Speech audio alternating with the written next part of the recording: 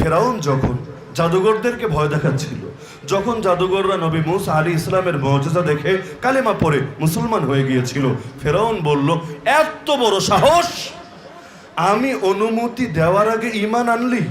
এটা বলে না যে ঈমান কেন আনলি, বলল আমি অনুমতি দেওয়ার আগে ঈমান কেন আনলি। বাক্য বুঝেন? ঈমান কেন আনলি এটা বড় প্রশ্ন না, অনুমতি দেওয়ার আগে ঈমান কেন আনলি মানে ধর্মকর্ম করা যাবে, তবে পাপিষ্ঠদের অনুমতি নিয়ে নাকি করতে হবে। এই যুগের সাথে কাকতালীয়ভাবে মিলে গেলে দেয় আমার না, কারণ কোরআন হলো এমন এক আয়না যেটা দিয়ে প্রতিটা যুগ, প্রতিটা দেশ, প্রতিটা সমাজকে দেখা যাবে। এই কোরআনকে যারা অতীত ইতিহাসের বই বানিয়ে রাখে, কোরআনের আয়নায় সমাজ দেখে না, কোরআনকে দর্পণ বানিয়ে নিজেদের বিচার বিশ্লেষণ করে না, তারা কোরআনের কোনো হকই আদায় করতে পারে না।